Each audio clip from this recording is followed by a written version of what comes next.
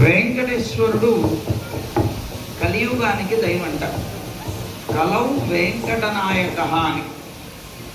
కలియుగంలో మనం ఆరాధించవలసినటువంటి దైవం ఎవరండి అని అంటే వెంకటేశ్వర స్వామి అంటారు పురాణకారు. వెంకటేశ్వర స్వామిని ఎందుకు ఆశ్రయించాలి? వెంకటేశ్వర స్వామి తిరుమల కొండ మీదకి వేయించేశారు. వారు సాక్షాత్తు వైకుంఠ ధామం నుంచి వేయించేసి అక్కడ ఉన్నారు. అయితే కలియుగం ఇది. కలియుగంలో ఉండేటువంటి మనం అందరం కూడాను రకరకాల కోరికలతో ఉంటాం. ఈ కోరికల్ని మనం తీర్చుకోవాలి అంటే మనకి సాధ్యం కాదు.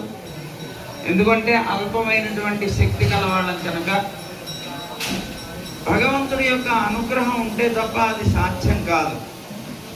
కనుక అలా మనని అనుగ్రహించేటువంటి భగవంతుడు వెంకటేశ్వర స్వామి. ఆయన పేరు వెంకటేశ్వరుడు. వేం అంటే పాపములు అని, కట అంటే పోగొట్టువాడు అని. అంటే ఎవరైతే దాన్ని ఆశ్రయిస్తారో వారికి ఉండేటువంటి పాపాలన్నీ పోగొట్టేటువంటి వాడు కనుక ఆయనకి వెంకటేశ్వరుడు అని పేరు వచ్చింది. ఆ వెంకట ఈశ, ఈశ అంటే శాసించువాడు అని అర్థం. అంటే మన పాపాలన్నీ పోగొట్టి మనని అనుగ్రహించేటువంటి వాడు అవుతాడన్నమాట. అందుకని ఆయనకు పేరు వచ్చింది వెంకటేశ్వరుడు అని. కాదండి, తిరుమల ఎంతమంది వెళ్ళారు? ఎన్నిసార్లు వెళ్ళి ఉండొచ్చు?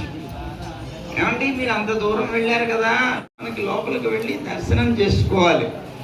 అప్పటిదాకా మనం గోవిందా గోవిందా అనుకుంటూనే వెళతాం. మనం సరిగ్గా భగవంతుడి దగ్గరికి వెళ్ళి ఆ ముందుకి వెళ్ళగానే మన ప్రారంభం ఏమిటో తెలియదు కానీ టక్కన కళ్ళు మూస్తలు పడుతుంది. భగవంతుడు ఎదురుకు వెళ్ళగానే మనం కళ్ళు మూసేస్తాం. ఎందుకయ్యా మూసావు? కళ్ళు తెరిచే లోపల వీళ్ళు పో అని తోసేస్తారు. వీళ్ళు పో అని తోసేటప్పటికి బయట ఉంటాం, కళ్ళు తెరుస్తాం. ఏం చూసావు నువ్వు అంత దూరం కష్టపడి వెళ్ళి?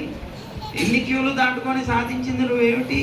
కళ్ళు మూసుకొని రావడం. అదేదో ఇంటి దగ్గర పెట్టుకుంటే సరిపోను కదా. అంత దూరం వెళ్ళి ఎందుకురా కళ్ళు మూసుకున్నావు నాయన అంటే ఏం సమాధానం చెప్తాం మనం? అయ్యో వెళ్ళింది కోరికలు చెప్పుకోవడానికండి. ఆ లిస్టులో ఏదైనా ఒక్కటైనా మిస్ అయిపోతుందేమో అని కళ్ళు మూసుకొని కాన్సన్ట్రేటెడ్గా అన్నీ చెప్పుకొని వచ్చాను. ఈ లోపల వాడు దోషిస్తాడు, దర్శనం కాలేదు. ఎందుకు? భగవంతుణ్ణి కనులారా సేవించడానికి వెళ్ళాలి.